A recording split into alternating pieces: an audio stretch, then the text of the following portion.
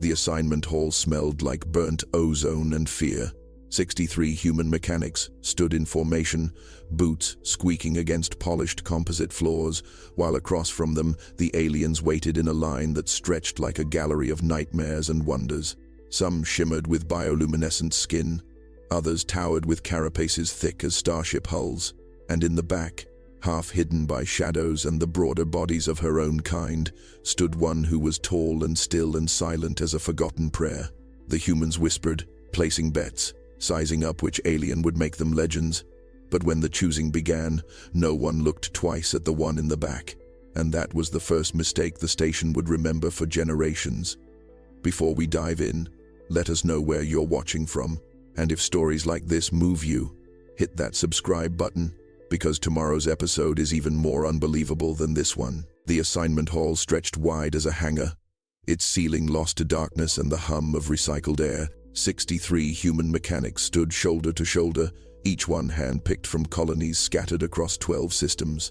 They were the best, the brightest, the ones who could coax life from dying engines and read the language of failing circuits like poets read verse. And today, they would each choose an alien partner for the Gateway Project, a deep space construction mission that would take 7 years and test every limit they thought they knew. The aliens stood across from them in a line that seemed both infinite and impossibly still. There were Krathen, their exoskeletons gleaming like polished bronze, strong enough to bend steel with their bare hands. There were Salix, their crystalline bodies refracting light into rainbows that danced across the floor, their minds sharp as diamond edges. There were Vaughn, hulking and green-skinned, their reputation for endurance legendary across the outer reaches. And then there were others, species, the humans, I had only seen in briefings, each one carrying some gift, some skill, some trait that made them valuable to the mission. The lead coordinator, a woman named Vessa with silver hair and eyes like chips of ice, stepped forward. Her voice carried across the hall without need of amplification. "You will choose in order of seniority," she said. "Choose wisely. Your partner will be your lifeline, your anchor, your mirror for the next 7 years. There are no second chances. There are no trades." The first mechanic, a man named Corso with scars like rivers across his forearms, stepped forward immediately. He pointed to a Krathen in the front row, one whose chest bore the markings of 3 previous missions. The crowd murmured approval. The second mechanic chose a Salix who shimmered like morning frost. The third took a Vaughn whose arms were thick as tree trunks. One by one, the mechanics stepped forward, their choices quick and confident, guided by reputation, by spectacle, by the easy logic of choosing what everyone else wanted. And in the back of the alien line, the tall one remained.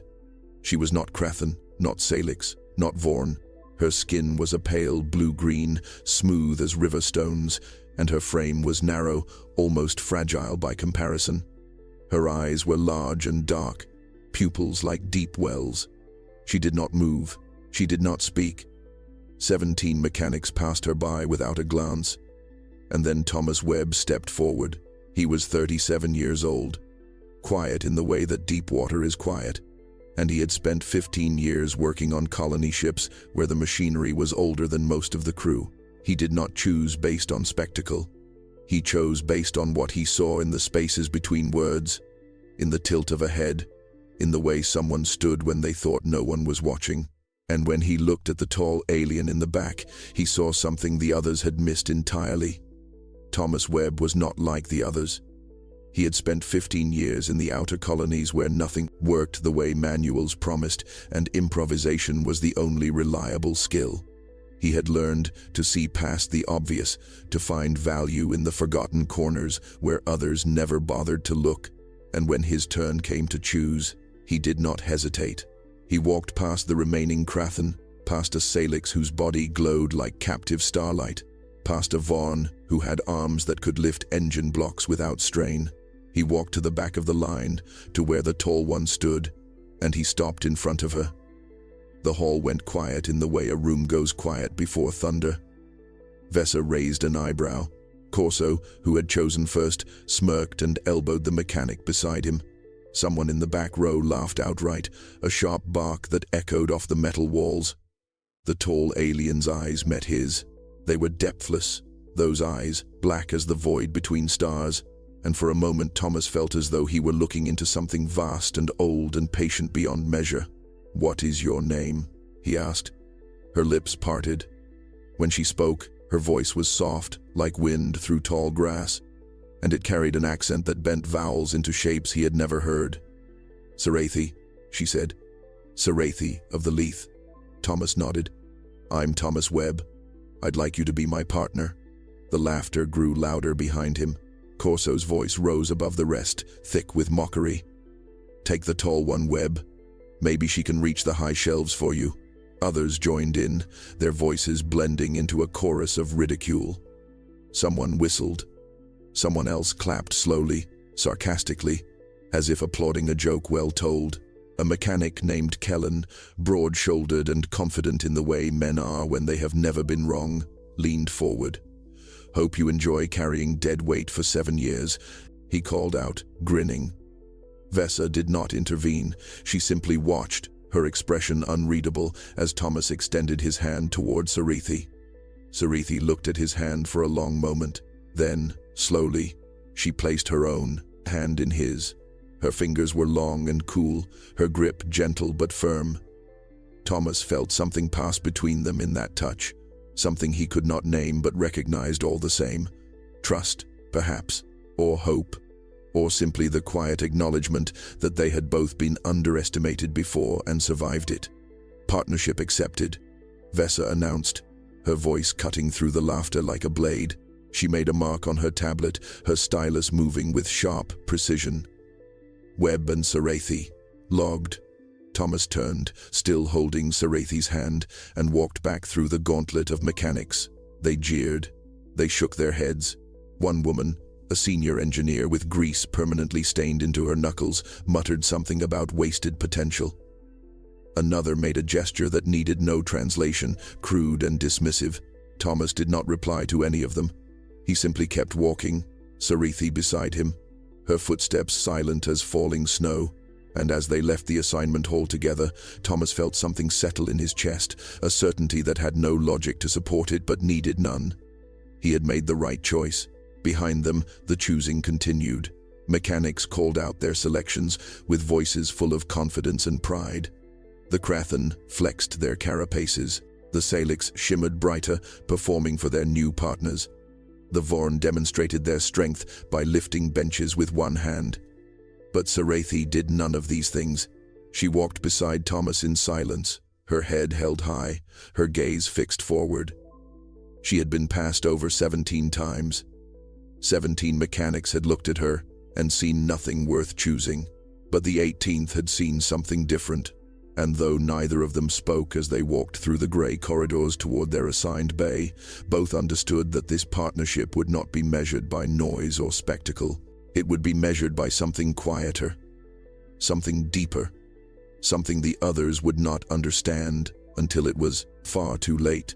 The repair bay, assigned to Thomas and Sarethi, was located in the lower quarters of the station, far from the central hubs where the senior mechanics worked. It was a cramped space, no larger than 20 feet by 20 feet, with gray walls that had been patched so many times they looked like quilts made of metal. A single workbench ran along one side, its surface scarred with burns and scratches. Tools hung from magnetic strips, some new, some older than Thomas himself. A porthole the size of a dinner plate offered a view of the void beyond, stars scattered like salt across black cloth. Sarethi entered first, her head nearly brushing the low ceiling. She moved with a grace that seemed impossible for someone her height, her body flowing through the tight space as if she had measured every inch before stepping inside. Thomas followed, dropping his toolkit onto the bench with a metallic clang that echoed too loudly in the small room.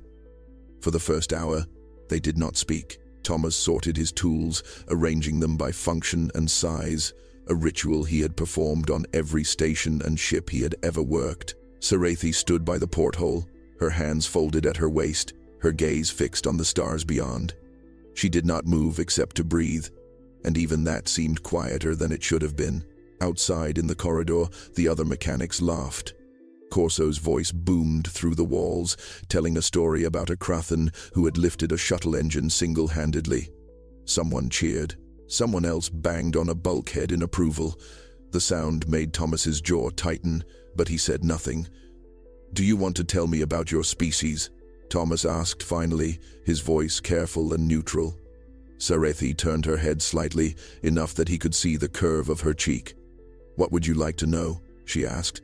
Her voice was still soft, still shaped by that accent that made every word sound like a question. "Anything," Thomas said. The briefing file was thin. Sarethi nodded slowly, as if this did not surprise her. "The Leith are watchers," she said. "We observe, we listen. We do not speak unless there is something worth saying." Thomas set down the wrench he had been holding. "Is that why they passed you over?" "Because you were quiet." Sarethi's lips curved, not quite a smile, but something close. "Humans value noise," she said. "They believe volume equals strength." The Krathen roar. The Salix shimmer. The Vorn demonstrate force. "But the Leith?" She paused. "We are still, and stillness frightens those who do not understand it." Outside, the laughter grew louder. Someone was imitating Sarethi's posture, standing stiff and silent while the others mocked. Thomas recognized Kellen's voice among them, but when he looked at Sarethi, she did not seem bothered. Her expression remained calm, almost serene, as if the mockery were rain falling on stone.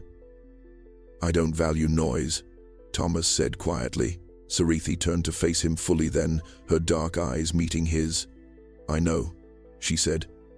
And in those two words, Thomas heard gratitude and recognition. The first work assignment came on the second day.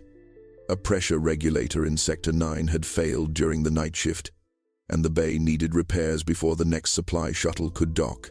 Thomas and Sarethi received the order through a crackling comm unit mounted to their wall.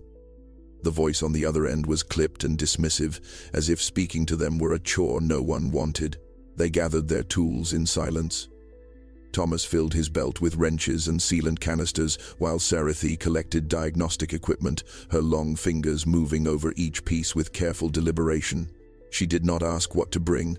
She simply knew, selecting tools Thomas would have chosen himself if given time to think. The corridor to Sector 9 was narrow and cold, lined with pipes that hissed and groaned like sleeping creatures. Other mechanics passed them, their faces breaking into grins when they saw Sarethi. One man made a comment about giraffes. Another asked if the ceiling was high enough. Thomas ignored them all. Sarethi walked beside him, her expression unchanged, her steps measured and precise. The pressure regulator was worse than the report suggested. The housing had cracked, leaking coolant across the floor in a pool that shimmered with chemical iridescence. The backup valve had seized, rust eating through the threads like disease. It was a two-person job minimum, requiring coordination and timing that most partners needed weeks to develop. Thomas knelt beside the regulator and pulled out his scanner. The readout flickered, displaying pressure levels that made his stomach tighten. One wrong move and the entire line could blow, venting atmosphere into the void. He looked up at Sarethi, ready to explain the problem, but she was already moving. She positioned herself on the opposite side of the regulator, her hands resting lightly on the secondary valve. She had not asked for instructions. She had not waited for Thomas to outline a plan. She simply understood what needed to happen, as if she had read the situation in the angles of broken metal and the pattern of leaked fluid. Thomas began loosening the primary seal. The wrench fought him, threads grinding against corrosion. Sarethi's hands moved in parallel, adjusting pressure on her side with micro-movements that kept the system balanced. They did not speak. There was no need. Thomas would shift his weight, and Sarethi would compensate. Sarethi would apply torque, and Thomas would counter. Their movements became a conversation without words, a dialogue spoken in pressure and release, in the careful mathematics of force distributed across 2 points. 20 minutes passed. Then 30. The coolant stopped leaking. The housing came free. Thomas installed the replacement valve while Sarethi held the damaged section steady, her arms extended at angles that should have caused strain but seemed effortless. When the final bolt tightened, Thomas sat back on his heels and exhaled. Sarethi lowered her arms and met his gaze. Her eyes held something new. Not surprise, but confirmation. She had known they would work well together. She had known from the moment he chose her. Thomas wiped his hands on his coveralls and nodded once. Sarethi returned the gesture, and in that exchange, something shifted between them, a foundation laid without ceremony or declaration. The alarm tore through the station like a scream made of metal. Thomas jolted awake in his bunk, the red emergency lights strobing across the walls in patterns that hurt to look at. The comm system crackled to life, Vessa's voice cutting through the chaos with sharp precision. All mechanics to the main dock. Core coolant failure. Repeat, core coolant failure. This is not a drill. Thomas was dressed and moving before his mind fully caught up. He grabbed his toolkit and burst into the corridor where other mechanics were already running, their faces pale in the emergency lighting. Sarethi emerged from her quarters across the hall, her movements calm despite the sirens wailing overhead. They ran together toward the main dock.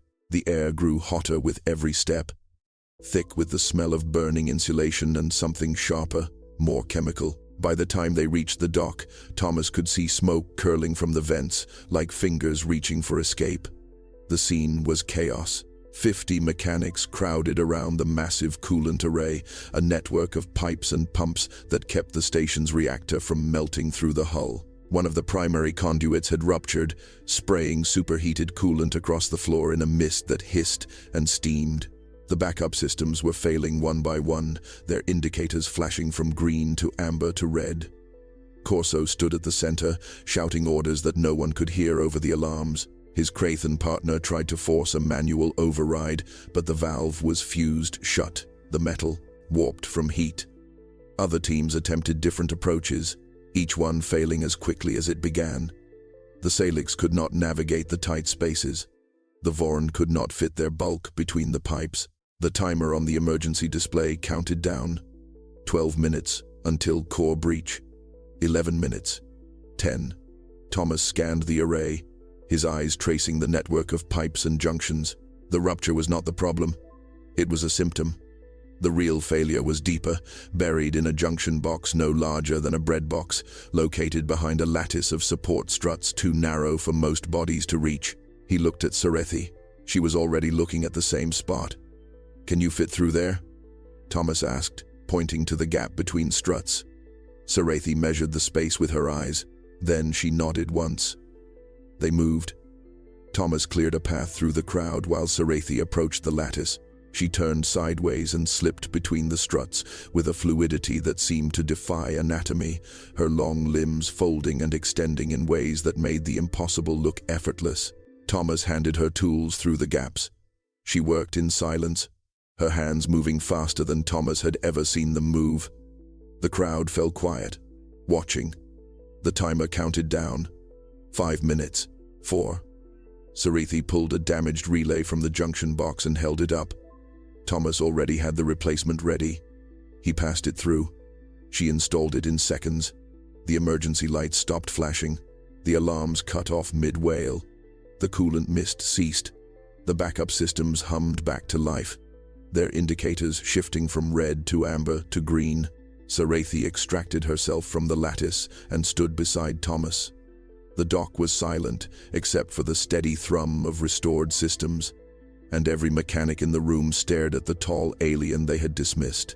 The debriefing took place in the operations center, a circular room with walls made of transparent aluminum that overlooked the station's sprawling docks. Vessa stood at the head of the table, her silver hair pulled back tight, her expression carved from stone.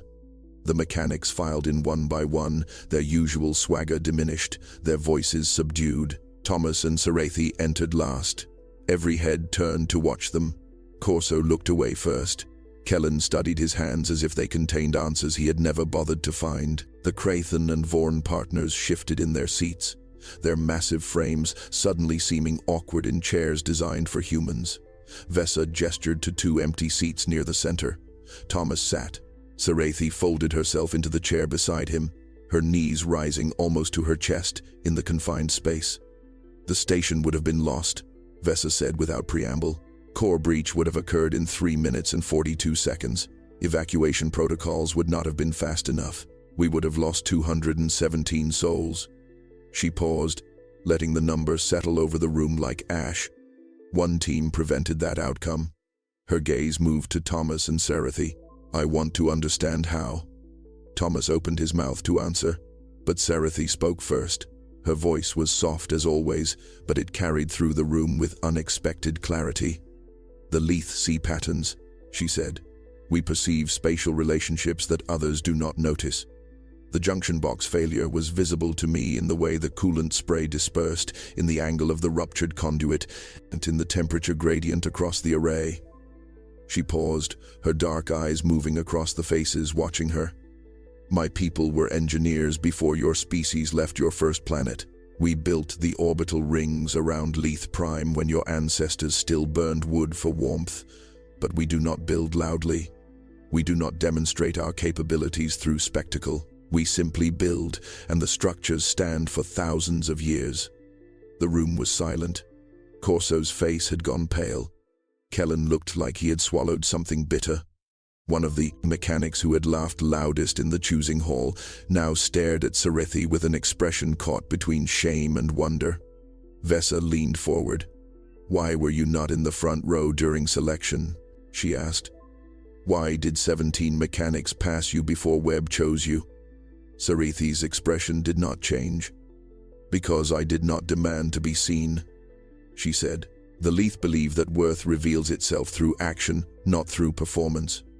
Those who passed me were looking for partners who would make them appear strong. Webb was looking for a partner who was strong.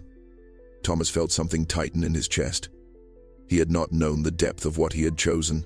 He had simply trusted his instinct, trusted what he saw in the way Sarethi stood in silence while others performed. Vesa nodded slowly. She made a note on her tablet, her stylus moving with deliberate strokes. Going forward, she said, all teams will undergo spatial assessment training based on Leith methodology. Sarethi will lead the sessions. She looked up. Dismissed. The mechanics filed out, but none of them laughed. None of them met Sarethi's eyes, and when Thomas and Sarethi walked back through the corridors, the station felt different, as if something fundamental had shifted in the air itself. The training sessions began 3 days after the core failure. Vesa had requisitioned one of the larger assembly bays, a cavernous space with high ceilings and walls lined with tools and equipment. 63 mechanics arrived in groups, their faces showing varying degrees of reluctance and curiosity. The Krathens stood with arms crossed. The Salix shimmered nervously. The Vorn loomed in the back, their bulk casting shadows across the polished floor. Sarethi stood at the center of the bay, her tall frame no longer something to mock, but something that commanded attention simply by existing. Thomas stood beside her, not because she needed support, but because they were partners. And that meant something, now that it had not meant before. Spatial perception is not about strength, Sarethi began, her soft voice carrying through the bay with unexpected resonance. It is about seeing what is present, rather than what you expect to see.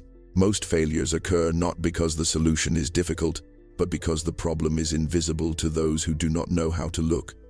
She gestured to a disassembled engine core that had been placed on a platform in the center of the room. Its components were scattered in what appeared to be random chaos, pieces overlapping and tangled like metal brambles. This engine will not function, Sarethi said. Tell me why. Corso stepped forward first, his confidence returning now that he was being asked to demonstrate knowledge. He examined the engine for 30 seconds, then pointed to a misaligned fuel injector. There, he said, the injector is rotated 15 degrees off-axis. Sarethi nodded. Correct. What else? Corso frowned. He looked again, scanning the components with more care. The coolant line is kinked, he said after a moment. Also correct, Sarethi said. What else? Corso stared at the engine. He walked around it slowly, his brow furrowed. After 2 full minutes, he shook his head. I don't see anything else. There are 11 additional failures, Sarethi said quietly. The room went still. Corso's face flushed red. Kellen stepped forward, and then another mechanic, and then another. Each one identified 1 or 2 additional problems. The misaligned injector, the kinked coolant line, a cracked housing, a loose mounting bracket, but none of them found all 11. Sarethi moved to the engine. Her hands traced paths through the air above the components, not touching but mapping, as if she could see lines of force and connection that existed in dimensions the others could not perceive. "Here," she said, pointing to a valve that appeared perfectly functional. "The internal spring has been compressed beyond tolerance. It will fail under load." She moved to another component. "Here. The insulation has been degraded by exposure to a chemical that leaves no visible residue. It will arc and short within 6 hours of operation." One by one, she identified failures that were invisible to standard inspection, problems hidden in tolerances and stresses, and the subtle wrongness of things that appeared correct. By the time she finished, every mechanic in the bay was leaning forward, watching her hands move like a conductor leading an orchestra only she could hear. Thomas watched Corso's expression change, watched Kellen's smirk fade into something harder and more honest, watched as the room full of mechanics who had laughed at the choosing began to understand what they had missed. Not just a partner, not just a worker, a master of a craft they were only beginning to comprehend. The shift in how the other aliens treated Sarethi happened gradually, then all at once, the way dawn arrives slowly and then floods the world with light. It began in the mess hall 3 weeks after the training session started. Sarethi entered carrying a tray of synthesized protein and vegetables that steamed faintly in the recycled air. The tables were arranged by species, an unspoken segregation that had existed since the station's founding. Krathan sat with Krathan. Salix clustered together in shimmering groups. Vorn occupied the reinforced seating along the far wall. Sarethi had always eaten alone, at a small table near the porthole where the stars turned slowly beyond the glass. But on this day, as she moved toward her usual spot, one of the Krathan stood. His name was Theron, and his carapace bore the scars of 4 previous missions. He was old by his species' standards, respected, and when he moved, others paid attention. He gestured to an empty seat at the Krathan table. Sarethi paused. The mess hall went quiet in the way a forest goes quiet when predators pass through. Every eye tracked the moment, waiting to and see what would happen, waiting to see if this was mockery or something else entirely. "We would honor your presence," Theron said, his voice like stones grinding together. Sarethi looked at the empty chair, then at Thomas, who sat at the human table with his usual silence. Thomas nodded once, a gesture that said this was her choice, not his. Sarethi moved to the Krathan table and sat. The conversations resumed, but softer now, more careful. Over the following days, other changes rippled outward, like circles on water. A Salix named Quira approached Sarethi in the corridor and asked about the angular relationships between power conduits and heat dissipation. Sarethi answered, and Quira listened with an attention that bordered on reverence. A Vorn named Grath, whose partner had struggled through the spatial training, asked Sarethi to review their repair work before submission. Sarethi agreed, and when she found 3 hidden flaws, Grath bowed in the manner of his people, a gesture of gratitude reserved for teachers and elders. In the repair bay, Thomas noticed that other mechanics no longer walked past their door with laughter. Some nodded when they passed. Others stopped to ask questions about methodology or to request Sarethi's opinion on complex problems. Kellen appeared one afternoon, his broad shoulders hunched in a way that made him seem smaller. He stood in the doorway for a long moment before speaking. "I was wrong," he said, the words clearly difficult for him to shape. "In the choosing hall, I was wrong about you." Sarethi looked up from the circuit board she was examining. Her expression remained calm, but something softened in her eyes. "You were not wrong," she said quietly. "You simply did not know what to look for." Kellen nodded slowly. He seemed to want to say more, but the words would not come. Instead, he raised his hand in a gesture of respect and walked away. That evening, Thomas and Sarethi worked in comfortable silence, their tools moving in familiar rhythms. Outside, the station hummed with life, with the voices of mechanics and aliens learning to see each other differently. And in their small bay with its patched walls and scarred workbench, 2 partners who had been dismissed and doubted continued their work, knowing that respect was not given freely, but earned through patience and the quiet demonstration of worth. The second choosing ceremony happened 6 months later. 20 new mechanics arrived on a transport from the inner colonies, their faces bright with the same confidence and ambition that had defined the first group. They gathered in the same assignment hall, under the same harsh lights, while a new line of aliens stood waiting to be selected. And this time, everything was different. The aliens in the front row were not the ones who gleamed brightest or stood tallest. They were the quiet ones, the watchers, the species that had been passed over in previous selections because they did not perform or demonstrate or demand attention. There were 3 more Leith, standing with the same patient stillness that Sarethi had shown. There were Mirathi, whose small frames and 6-fingered hands could navigate spaces others could not reach. There were Quelin, whose ability to sense structural weakness through vibration made them invaluable for deep space construction, but whose gray appearance had always made them invisible. Vesa stood before the new mechanics, her silver hair catching the light. "You will choose your partners today," she said. "But before you do, you will hear testimony from those who chose before you." Corso stepped forward first. His swagger had diminished over the months, replaced by something quieter. "I chose based on reputation," he said. "I chose the Krathen with the most mission badges, the one everyone wanted, and my partner is strong. But strength is not the same as skill. The best team on this station is Webb and Sarethi. I chose spectacle. Webb chose substance." Kellen spoke next, his voice rough but honest. "I mocked the choice that saved our lives," he said. "I laughed at the partner who saw what none of us could see. I thought noise meant competence. I was wrong." One by one, the original mechanics testified. Some spoke with shame, others with simple acknowledgement, but all of them said the same thing in different words. The aliens they had dismissed were the ones who had proven most valuable. When the testimonies ended, Vesa gestured to the line of waiting aliens. "Choose carefully," she said. "Worth is not always visible. Sometimes it must be trusted before it can be proven." The first new mechanic stepped forward. She was young, no more than 25, with dark skin and eyes that moved quickly across the line. She walked past the Krathen in the front row. She walked past a Salix whose crystalline body threw rainbows across the floor. She stopped in front of a Mirathi who stood barely 4 feet tall. "What is your name?" the mechanic asked.